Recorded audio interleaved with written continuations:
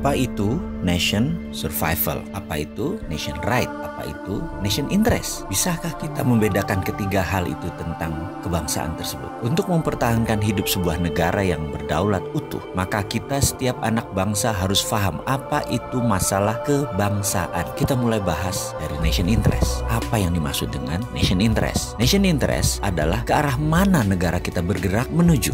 Sebentar, kita ini jangan-jangan ditanya nation itu apa, state itu apa, atau dalam bahasa Indonesia bangsa itu apa, negara itu apa, nggak ngerti ngebedainnya. Betul ya? Masih bingung? Kita bahas lebih dalam. Bangsa Indonesia itu jadi lebih dulu dari negara Indonesia. Bangsa Indonesia itu jadi lebih dahulu ketika Sumpah Pemuda tahun 1928 dengan mengatakan berbangsa satu, bangsa Indonesia. Maka sejak saat itu jadilah bangsa Indonesia. Sementara negaranya, negara Indonesia baru jadi setelah 17 Agustus 1945.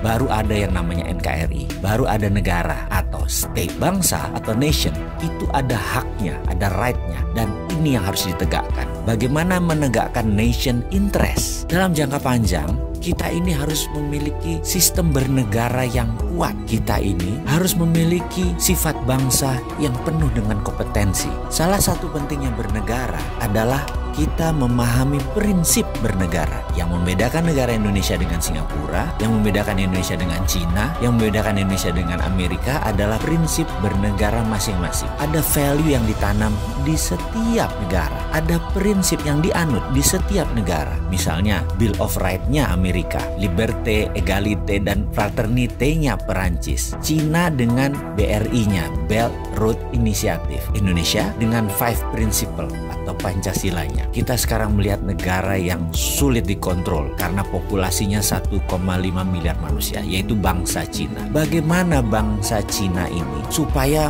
mempunyai negara yang tetap utuh? Bukan main-main mengelola bangsa Cina ini. Negara Cina sangat serius mengurusi bangsa Cina. Juga demikian dengan Amerika. Ada 380 juta bangsa Amerika yang terdiri dari multiras, bukan suku loh, ras dan etnik. Ada 100 kali. Amerika adalah negara imigran. Indonesia rasnya sedikit. Ada Melanesia, Polinesia, dan Melayu. Jadi suku bangsanya kita banyak. Dan yang unik adalah 89% beragama Muslim. Sehingga Indonesia bisa dikatakan dengan 267 juta jiwa, 89%-nya adalah Muslim. Indonesia adalah negara Muslim terbesar di dunia. Jadi bagaimana membuat negara kita ini utuh terus sampai akhir zaman? Saya teringat sebuah sesi dikala saya masih aktif di sebuah lembaga negara urusan pertahanan. Kami diperlihatkan, ditontonkan film dokumenter yang sangat menarik. Film ini adalah bagaimana Cina membangun doktrin bernegara masuk ke bawah sadar anak-anak bangsa Cina. Diperlihatkan melalui kamera CCTV di video tersebut di sebuah tempat penitipan anak. Karena kala itu banyak sekali suami istri yang bekerja di Cina dan anak sematawayangnya dititipkan di tempat penitipan anak milik negara.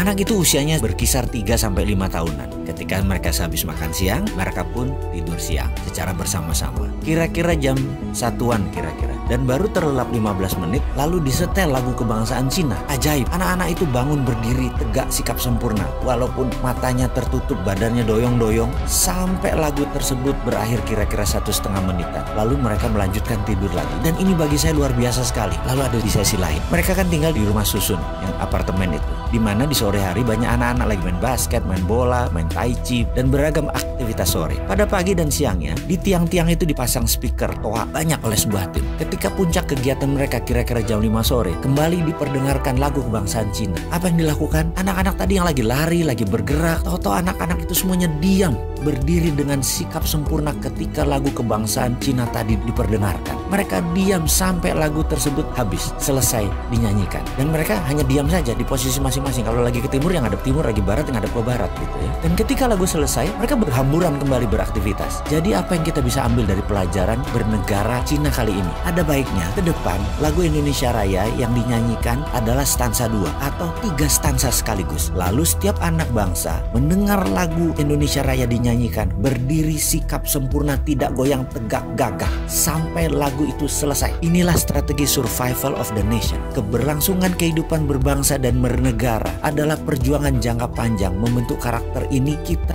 harus membangun dengan semangat yang gigih militan, yaitu diawali dengan sikap sempurna mendengarkan lagu Indonesia Raya.